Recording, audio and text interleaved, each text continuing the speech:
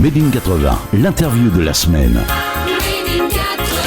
Bonjour Vali, comment allez-vous ? Très bien Laurent, ravi d'être avec vous sur Made in 80 quand même. Ce plaisir est partagé Vali, 40 ans déjà, nous allons fêter les 40 ans de Chagrin d'amour, un 45 tours vendu à plus de 3 millions d'exemplaires.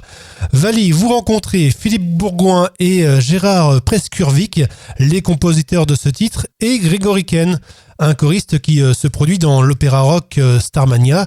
Et là, que se passe-t-il avant la naissance de ce tube devenu indémodable ? En fait, j'étais à l'école de cinéma à New York University, avec Philippe Bourgoin. Et on s'est rencontrés parce que j'étais francophile, donc j'ai reniflé, j'ai vu qu'il y avait un Français dans le coin. Je suis allée me présenter. Le rap naissait. Alors, c'était une époque assez dingue. Il y avait le rap, le disco. Et du coup, le rap était vraiment quelque chose qu'on entendait un peu dans la rue. On savait pas vraiment, c'était pas encore vraiment à la radio. Et c'est quelque chose qui nous a interpellés, surtout nos oreilles. Et quand je suis venue en France en mai 81, genre 2 jours après l'élection de François Mitterrand, Oui. Philippe Bourgoin avait une chanson qu'il avait écrite avec Preskurvic, parce qu'il connaissait depuis très longtemps, depuis le milieu des années 70. Et il a dit, ça serait pas mal si on faisait cette chanson qui n'était pas tout à fait terminée en rap. Et donc, quand on se retrouve en studio, Philippe m'avait dit, viens avec nous parce que toi, tu as beaucoup plus écouté le rap. Je vais être sûr qu'on a le bon rythme, etc. Donc, je suis allée en studio. On n'avait pas d'argent, donc on a pris un studio entre minuit et carrément 5 heures du mat. et du coup, à un moment, on a enregistré et il a dit, ça serait vachement bien si la fille qui est dans la chanson, et il me dit, vas-y, tu vas chanter ça, et 8 heures du mat. Alors moi, je parlais pas hyper bien français, et c'était les textes très difficiles à dire. Je mets mes auditeurs au défi d'essayer sans avoir la musique derrière, parce que tout le monde connaît par cœur ces textes, mais Ouais. quand on essaie de le placer sans avoir quelque chose derrière, c'est quand même compliqué, surtout pour une Américaine qui parlait pas hyper bien le français. Et donc, je suis allée et j'ai chanté. Grégory, ce qui est rigolo, on cherchait un chanteur parce qu'au départ, ça devrait être Preskurvic qui chante, mais il pouvait pas pour des raisons légales, je me souviens plus pourquoi. Et on cherchait un chanteur et quelqu'un de Pathé Marconi a dit, oh, vous devez essayer de contacter Grégory Ken, qui était dans Starmania, Mayflower, Hair, tous ces comédies musicales, il était plus qu'un choriste. Philippe Bourgoin l'a appelé et à l'époque, il n'y avait pas beaucoup de gens encore en France qui avaient des répondeurs sur leur téléphone. Et lui, il avait un répondeur. Il tombe sur la voix de Grégory, c'était son message, et il dit, j'ai trouvé notre homme. Et donc, du coup, c'était une espèce de tout par hasard, des jolies choses qui se sont passées, tout est tombé en place et on a enregistré cette chanson. En écoutant la voix du répondeur, Philippe est tombé Oui, amoureux de la voix de Grégory Ken. Exactement, il dit ça c'est la voix qu'il me faut, il a laissé le message, évidemment Grégory l'a recontacté et puis on a organisé l'enregistrement et tout ça, mais c'était assez rigolo de dire, parce que je me souviens quand je partais aux États-Unis ou rentrais voir mes parents et tout ça, tout le monde demandait ramenez-moi un répondeur, ramenez-moi les Santiago, ramenez-moi les Levis. Bon, aujourd'hui, on peut trouver tout partout, mais je me souviens tellement de cette époque. C'est pour ça que je précise bien, à l'époque, tout le monde en France n'avait pas de répondeur. Donc, Grégory, c'était sa chance, il avait. Donc, on a pu entendre sa voix avant même de lui parler. Et le premier couplet était une révélation à l'époque. C'était un style émergent, c'était en quelque sorte la naissance du rap. On peut dire que Chagrin d'amour, chacun fait ce qui lui plaît, c'était le premier rap français. Alors moi, je trouve que oui. Alors il y a après quand le rap et le hip-hop sont devenus quelque chose de très important, plutôt dans les débuts des années 90 avec NTM, MC Solar, tous ces gens-là, on commence à dire ouais, c'était pas vraiment le rap parce qu'à l'époque c'était encore une époque de variété française. Donc nous sommes arrivés avec un truc très populaire entre 7 et 77 ans parce que les textes c'était quand même un peu dark, comme on dit. C'était quand même une histoire peu banale de mec qui dort pas, qui va trouver une prostituée, etc. La chanson.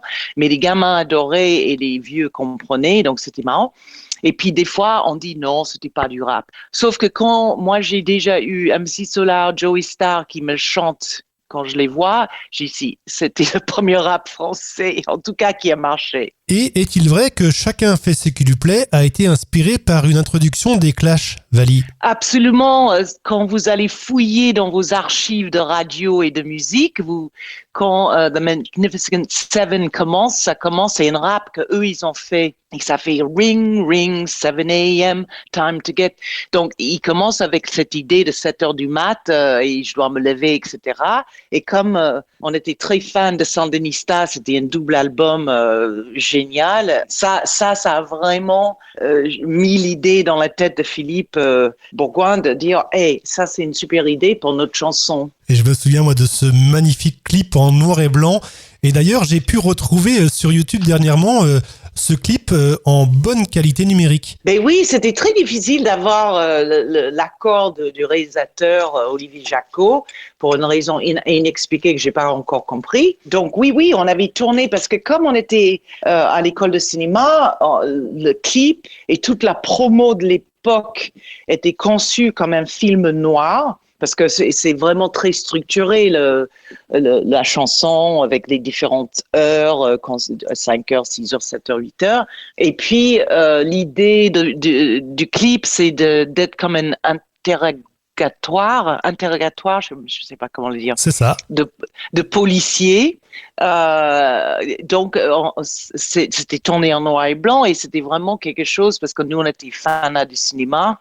Et du coup, voilà. Et puis, quand la maison de disques a sorti le single, tout le promo était avec noir et jaune, comme les anciennes livres de poche de série noire, avec l'encadrement en jaune. Même moi, j'ai connu ça parce que ça fait quand même 40 ans que je vis en France. Et donc, oui, c'était super. Le clip c'était presque, on avait le scénario de toute façon dans la chanson. Oui, donc on invite les auditeurs à redécouvrir ce clip magnifique sur YouTube en bonne qualité. J'ai une question d'Adam, qui est auditeur de Made in 80 à Valenciennes. Oui. Quel regard portez-vous aujourd'hui sur cette chanson ? Ah, c'est fou, parce que évidemment, c'était quelque chose de très, très important dans ma vie. Je quitte les États-Unis, je m'installe en France, j'ai un tube de dingue.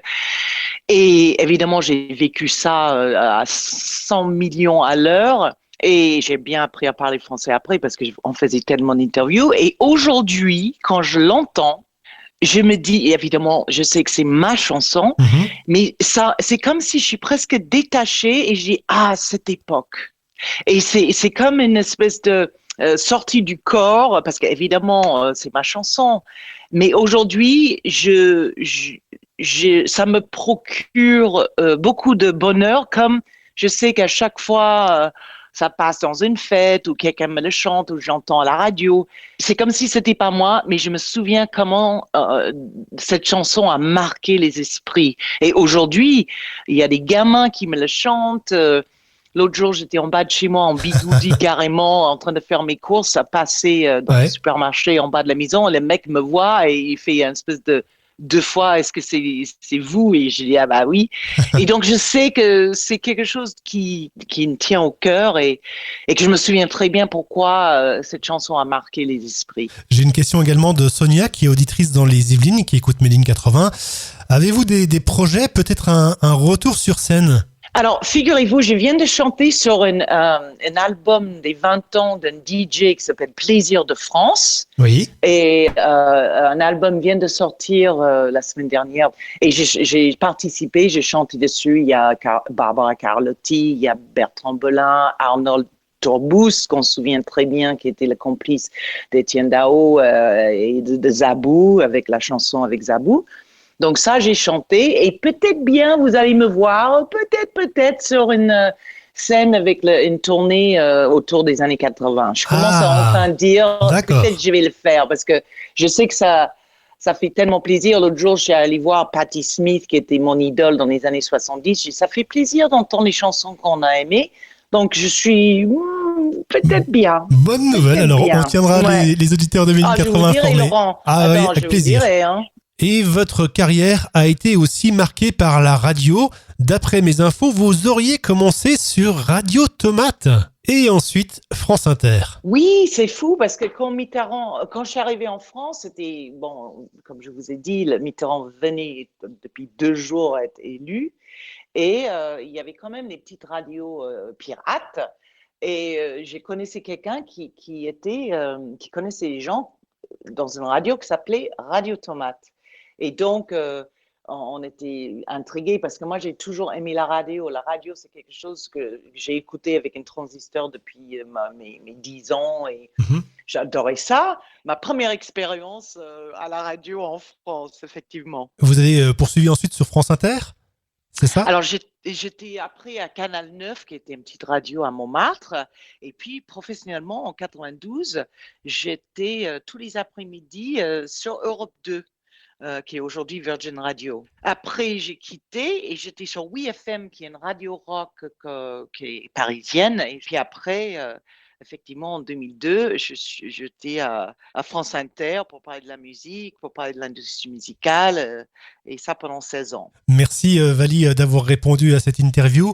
Nous allons écouter votre titre et en tant qu'animatrice radio, je vous laisse le soin de présenter aux auditeurs ce fameux titre sur Made in 80.